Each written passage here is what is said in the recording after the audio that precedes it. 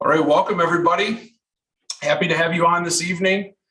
We are streaming this camp question and answer session live via YouTube. So I'd just like to go through a couple of housekeeping items before we get started. If you have a question, you would like to ask a question, I'm just going to go through and pick whoever is on my screen here. First, I'd like you to use the hand raising tool. Everybody has muted themselves on the way in, which I appreciate. Would like you to stay on mute if you are not asking a question, and we'll run through questions as efficiently as we possibly can. And then we will, if you have follow-up questions, just go ahead and raise your hand. You don't have to stay for the whole time. We will stay as long as we have questions. So we don't have a set amount of time that we will last tonight, or we'll just keep answering questions as they come in. So with that, if you have a question, go ahead and use the hand raise feature and I will call on anyone right away. We'll do our best to keep up with the chat feature as well. Laura, our program assistant, is here to help answer questions, as well as Scott Domino, our director of support service. So the three of us will hopefully answer all the questions that you have regarding our summer camps coming up this summer, and we look forward to speaking with you tonight. So with that, who has the first question?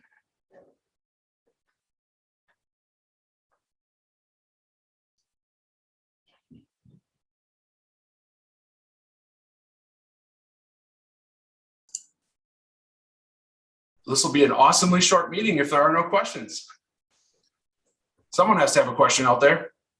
Are we allowed to bring bikes to camp? Great question, Christy. Yes, you are allowed to bring bikes to camp. And talking with you on Saturday, we will have a leaders cook-off on Thursday, correct? I don't believe you talked to me personally about that, Christy, but if you did talk to Pat or someone else in the camp leadership, if they confirm that, then I would say yes. Pat. Okay.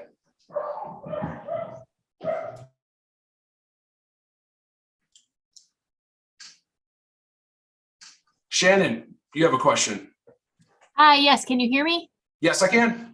Excellent. I had a question about one of my Cub Scouts was wondering if they had to have a swim test done if they have no intention of going in the water. No, they do not. So if they can, if they wanted to, if they decided when they got to camp that they did want to go swimming, we would administer a swim test at that time. Great, thank you. You're welcome.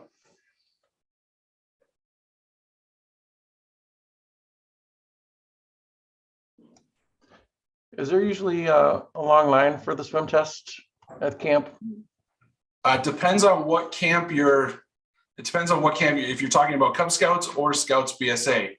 Yeah. There can be, a lot of Scouts BSA units will do a pre swim check at their local YMCA or other facility with a qualified lifeguard. That form can be found on our website if you wanted to go that route. It really just depends on how many units take advantage of that. What is the website we would go to for that form? What camp are you going to? Bearpaw? Bearpaw.camp. Okay.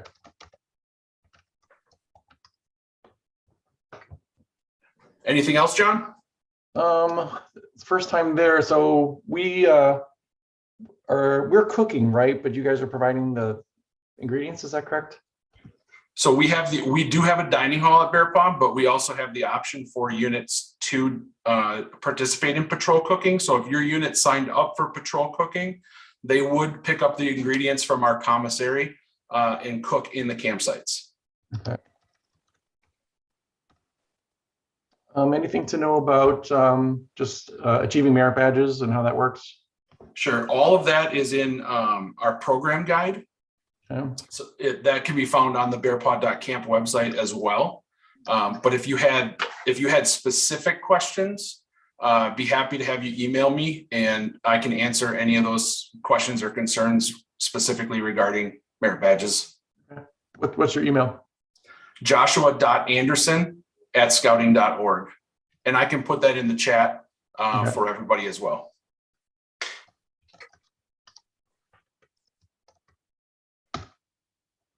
Awesome. Amy has a question. I have a couple. So my daughter and me are going to the Cub Scout camp. We're actually out of district, so I have a couple questions for this. So are there going to be swim tests? Because I know our council doesn't do swim tests outside of. So will they be able to do swim tests at the camp? Yes, they will. Okay, and then since this is a new thing, I'm kind of curious. You guys have we're going to the one that has the ship and fort. Yep.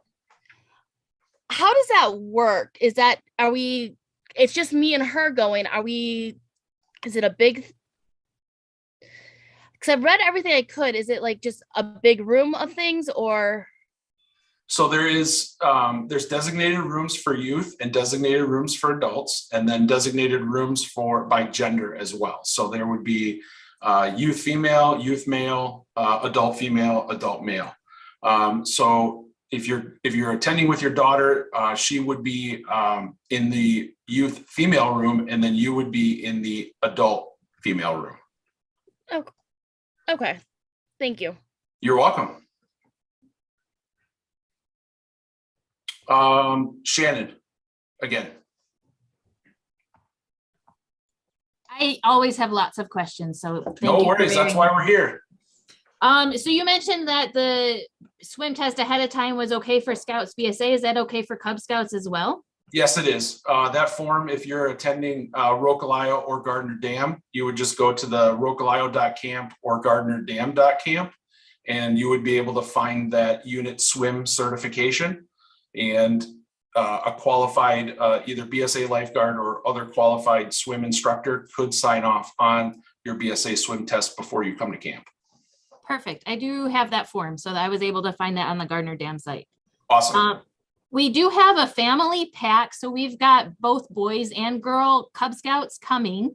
I have them signed up to do the same adventures. Do you know, will they be doing those together, or do they get split by gender?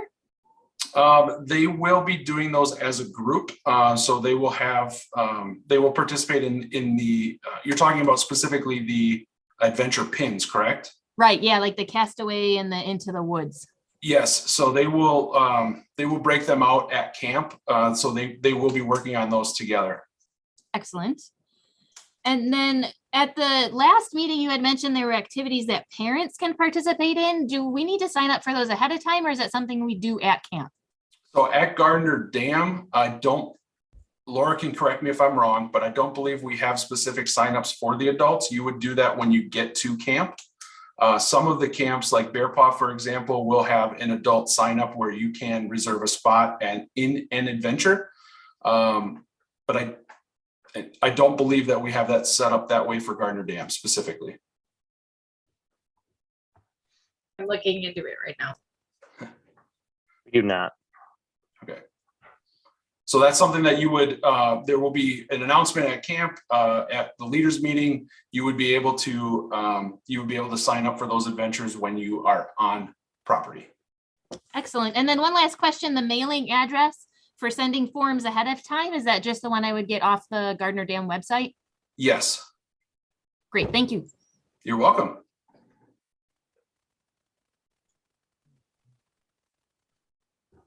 Susie.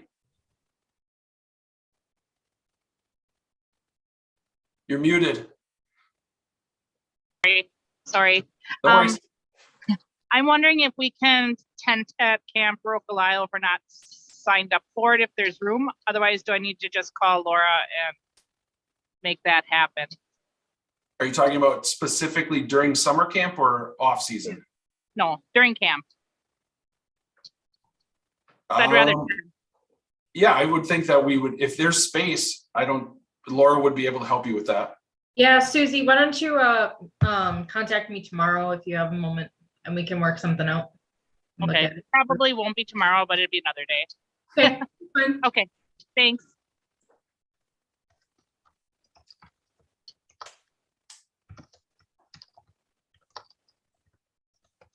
Any other questions?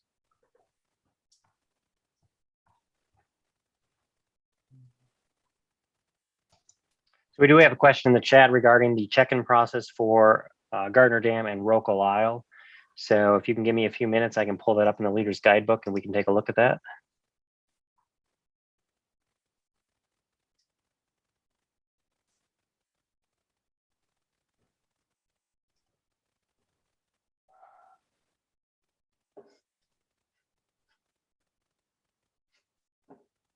Susie, while he's doing that, did you have another question or did I forget to lower your hand?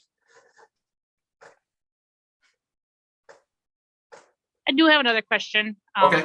While I could look this up myself, you guys are right here. What's the deadline for t-shirts? May 15th. Is that right, Laura? Or is it May 1st? I believe it was May 1st. Okay, May 1st. May 15th is another deadline for menus. We're going to be posting menus by May 15th. So I apologize. I have many dates running through my head. So May 1st is the deadline for the t-shirts. And then we have another question in the chat. When do we pick programming for Rocal Isle? Scott, correct me if I'm wrong, but that will be done this year at camp when they arrive. That is correct.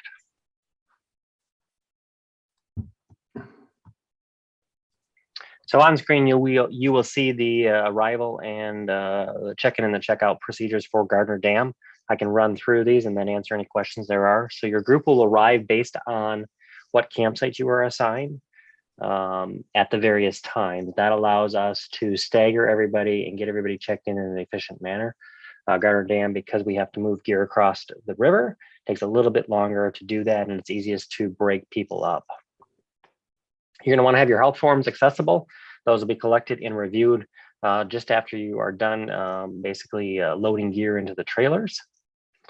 The staff are going to show you those trailers that you're going to be using. They're going to guide you through the rest of the check-in process that you'll do on this side of the river. You'll do dining hall orientation. You'll do your medical rechecks, any swim checks that need to be done, and then you will move across the river where you will meet the trailer.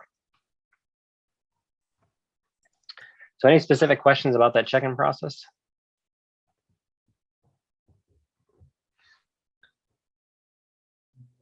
And then for Gardner Dam, if anybody on this webinar is in Howe campsite, it's not on here, but they will be at the same check-in time as Skagway at 2:10. Shannon has a question.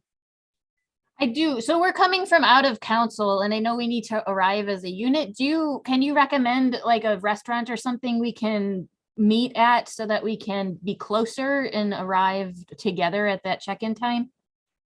And you're going to Gardner Dam, correct? Correct, yes. I would say, I guess, what direction are you coming from? South from Illinois. Okay. Then I would probably say Crab and Jack's. They have a decent sized parking lot. It's very close to the entrance of camp. It's right on Highway 55. Crab and Jack's? Correct. Great, thank you. Yep.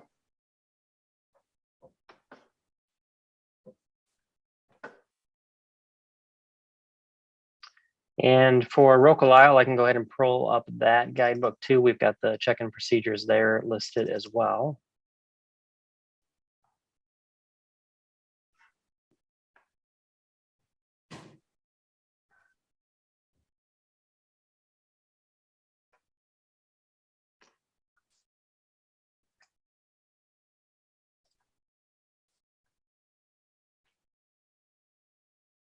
So again, you will arrive based on the theme building that you are been assigned. Similar process, you're going to want to have your health forms available. You'll meet a staff member in the parking lot. They'll guide you through the rest of the check-in process. In this camp, you'll be using your vehicles to transport your gear. So look at item 4 there. We'll talk through that specifics. After you've gone through the procedure or the check-in procedures, you will start with your staff about 11 o'clock going through to start program. So if there's any questions about that, certainly let us know. We can answer those. How do we know what camp we got? Like if we got the Viking ship or others, is that going to get emailed to us closer to? Yes, so if you log into your registration right now, underneath the camp contact, it'll tell you what building you're at, but otherwise, June 10th, I'm going to be emailing out specifics as far as what room you guys are in, per participant type and everything like that. Thank you.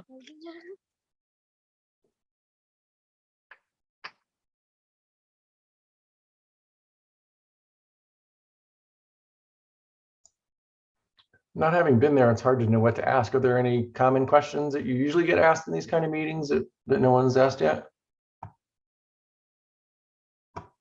Not that I can think of. The biggest thing I would recommend is if you have not reviewed the leader guidebook, go through that. We tried to detail as much detail in there as possible. If you've gone through that and understood that, you will be all set. Okay. Yeah, it looks like a really good guide. I'm kind of browsing through that now.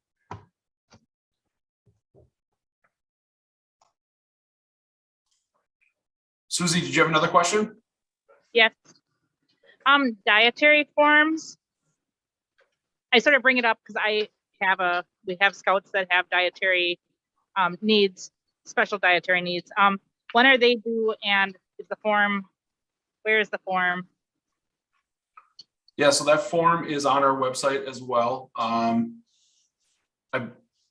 It's an online form, and that will actually go right to our cook staff. So the sooner the better on getting those in. And we'll post a link in the chat directly to that dietary form as well, because it's the same for each camp.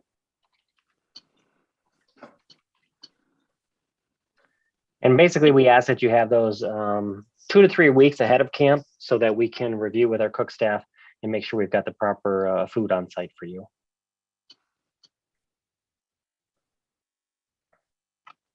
Thank you. You're welcome.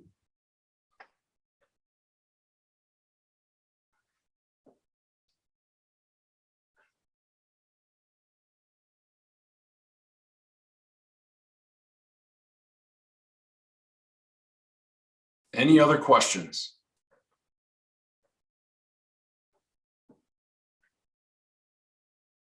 I will say that as we're winding down the questions here, if you think of something after we end the webinar this evening, you can find this webinar posted on our YouTube channel, which will be, we'll put the link to our YouTube channel in the chat as well. And you can leave a comment or a question in the comments, and we will review those after the webinar ends if you think of something after we close down tonight. So just wanted to make mention of that. Shannon, question. Yeah, we have some stragglers in our pack. So if for some reason we can't get the whole unit there at the same time, how do you recommend handling that? Like, is it just on them? Well, we do recommend you try to get there as many people there as possible. We understand that, this is going to happen. It happens every year. We do our best efforts of trying to get everybody there at the same time, but our staff is adept to handling that. So they will get those individuals to the proper locations as soon as they possibly can. So we are prepared for it. We do plan for it. We'd like to have everybody there at the same time, but understand that, there are always extenuating circumstances, and our staff is ready to serve those individuals as they get to camp. All right, perfect. Thank you so much. Yeah, you're welcome.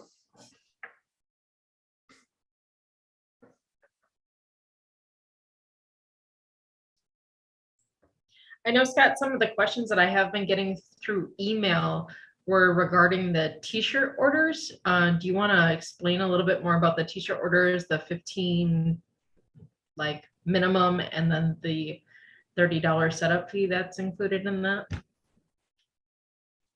Yeah, so this year we do have custom t-shirts that will have your camp that you're going to, the logo for that camp, along with your unit information on the back. So to make that possible, we do need a minimum of think it's 15. 15 Yeah. shirts. That helps cover the cost of the setup fee. If we don't have that minimum, that's okay. There's just a small setup fee that we have to pass on to set up that customization of your unit. So this is something new. We have not done that here before, so we're giving it a try, and hope your unit will take advantage of it. It's a great opportunity for your scouts and adults to wear the same shirt at camp, and frankly, after camp, if you're doing unit programming, a great way for you guys all to be together looking the same. So does the $30 fee only apply if you don't have 15 shirts, or is it either way? Correct. Only if you have under 15 shirts. Okay, thank you. And what if they're attending 2 camps and they have under 15? Yep, again, you're going to need to place 2 orders because the customization includes the camp logo. And so you will need to submit 2 orders. You will be under 15 potentially for both of those. And so the setup fee would apply because, again, it's specific to the camp that's being customized.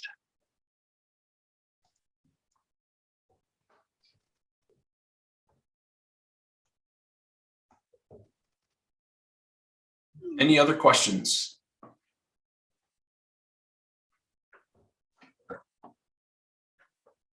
Any other common questions, Laura, that you want to throw out there before we end the webinar this evening?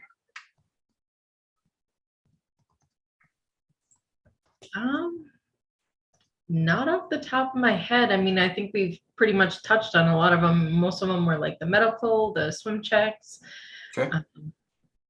Special dietary requests, camperships for Bay Lakes Council units. Those are due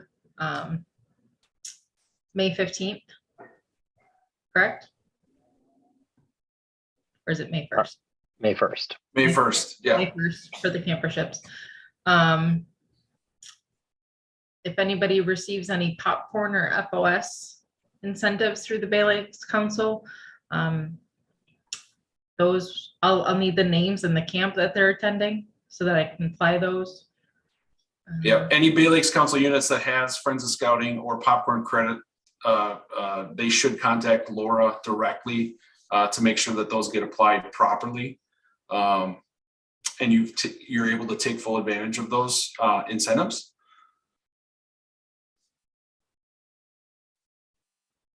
And then if there are no more questions, on behalf of Scott and Laura, we would just like to say thank you for joining us this evening.